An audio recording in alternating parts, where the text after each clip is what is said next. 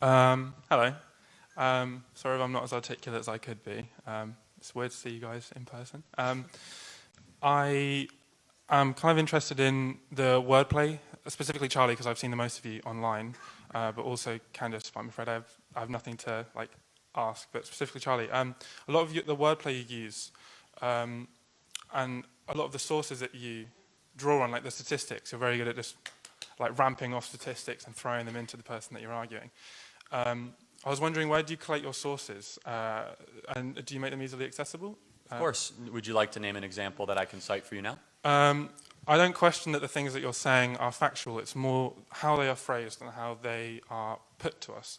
So, for example, the thing that you've just said now about abortion, could you quickly remind me so I don't trip over my own words? Sure, I'll do the first one. I say, a celebration of a pregnancy, why do we call that event a baby shower, not a fetus shower? Right. So that in itself sounds like, oh, right, well, that means there's a cultural acceptance of the idea that it's a baby pre-birth. But that's just a linguistic, cultural way. So I'm pro-choice, for example, but I would still call it a baby shower. That doesn't mean I culturally accept the idea that it's a baby pre-birth. I'm just using a linguistic standard. There's deeper meaning, though. Let's play this out. It's fun.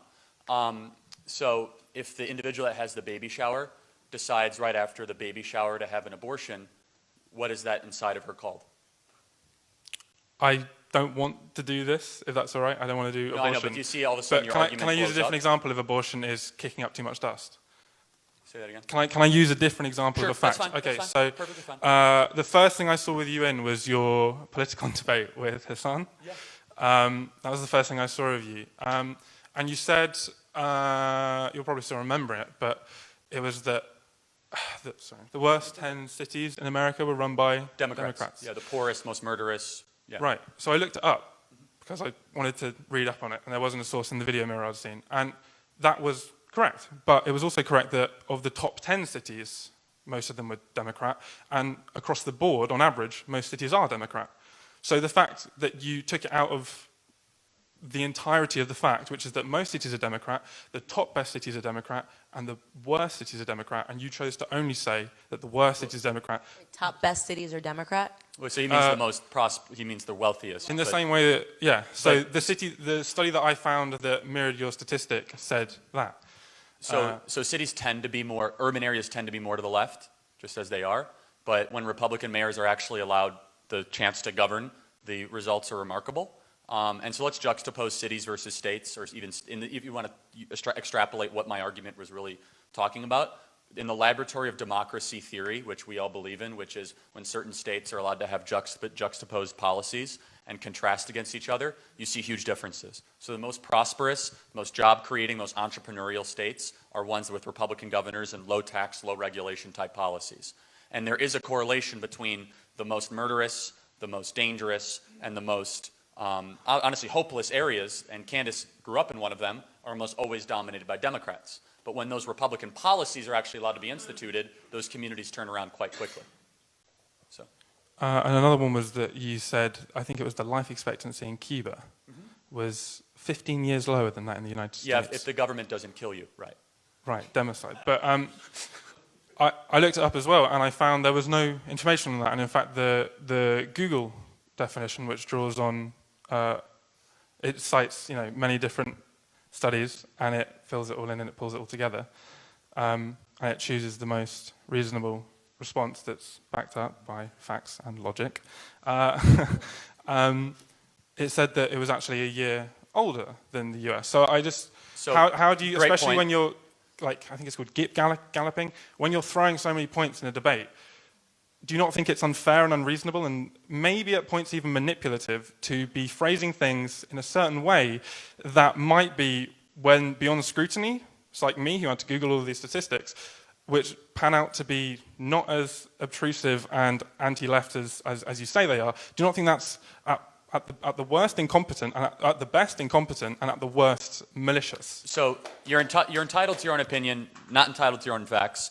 Let's talk about the Cuban one. I reject the own Cuban government's health statistics completely and totally. I don't believe the socialist governments of Cuba's health statistics that they submit to the World Health Organization or the United Nations, because objective, independent analysis of their own health standards are nearly 20 to 30 years behind life expectancy that their own government produces. So what you're looking at is corroborated by people that want it to be true, And we can have a 30-minute discussion over whether you believe the Cuban health statistics. But the answer is, show me another statistic of anything I've talked about in the 300 hours that Candace and I have done, public speaking. Everything I talk about, everything I do is rooted in years of research and backing and data, and I'm happy to talk about each specific one. I don't want to monopolize the time here, but I reject the premise and the insinuation that somehow I'm being reckless, because facts are not reckless. In fact, it's the basis of why we're here and what we believe. You successfully pivoted away from the intention of my question, which wasn't the factual nature of the statements you were saying. It's the way that you phrased them. So I phrased them effectively, and that should be a problem? No, it's not about effectively as defined by you, as in it promotes your agenda. You pivoted quickly away from the abortion thing. Can I please finish my... Happy to, yeah. I pivoted away from the abortion thing, not because I didn't want to talk about it, but because it made me uncomfortable to do so. Do you think it's effective the way I worded it, because maybe it made you think a way you never had to think before? The point is, I could do that for every issue. It's more that, so you say oh, we shouldn't trust the Cuban health statistics because they've got an agenda to promote, and that probably makes a lot of sense. But similarly, there are people whose prime objective, as if they're still stuck in McCarthyism, is to obliterate any form of socialism and communism as an opposition to free market capitalism. And so, similarly, in the same way that we shouldn't trust the authorities in Cuba.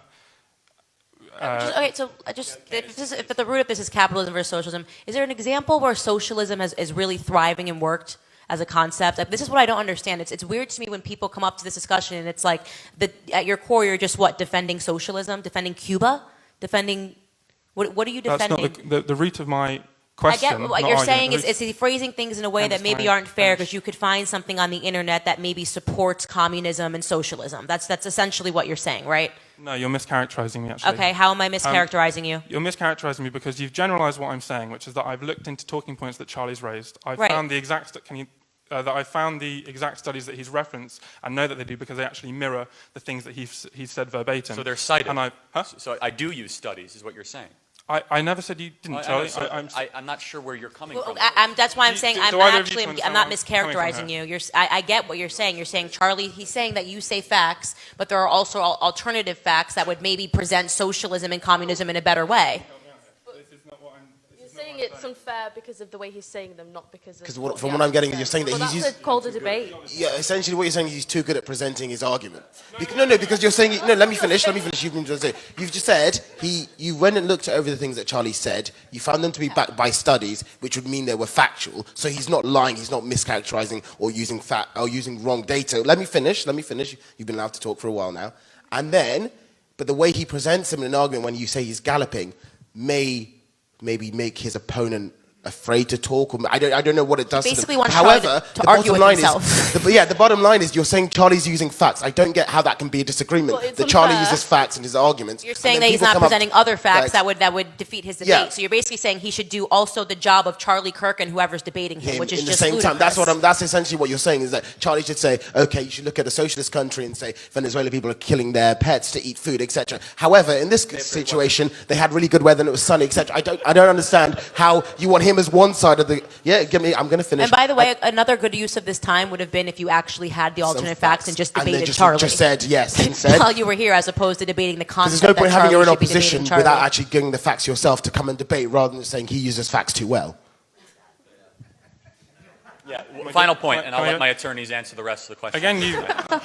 Again, you've mischaracterized what I'm truly saying here, which is that you're not trying to genuinely convince people. You seem to be, from the presentation of the facts that I've given you as an example, phrasing truths in a very specific way and choosing to ignore things that present it in a more balanced way to basically trick people, right? That's no. Please let me finish. Can I finish? Please let me finish. They argue their opinion. Look, fact. No, seriously.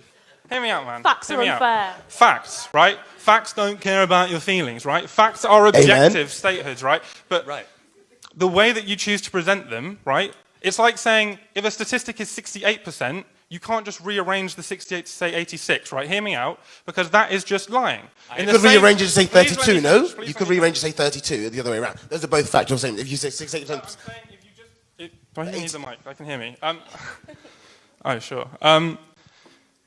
The way that you're choosing to talk about statistics, the things that you're choosing to neglect that present things in a more balanced way, indicates that your objective here isn't to convince people based on the whole truth, but in fact to play off of people's inability to quickly respond by asking for sources. Like if you provided a source sheet, I'm struggling to articulate this, but it's just, with the example I gave you about the Democrat cities, right? That's a pretty condemning statistic that the worst cities, to summarize, are mostly Democratic. Yeah, but you didn't present the whole statistic, and that was a very purposeful choice. If you look up that study, that is Charlie's the not evidence going to that debate presented. himself. I don't under. This is very Because confusing it's not to a game, me. Candace, is But it? no, It's but not you a just game. said when he goes on campuses and he debates with people that he's not presenting facts that would try to destroy the fact that he just gave. That's No, the they're the concept of a same debate. facts, Candace. I don't see what you're That's not why it's understanding called, here. but They're that's the what same it's called a facts. debate. It's Because called it's not about, the point of a debate, if you care about humanity, if you care about improving people's welfare, should be to present objective facts based on independent studies and Which he decide does.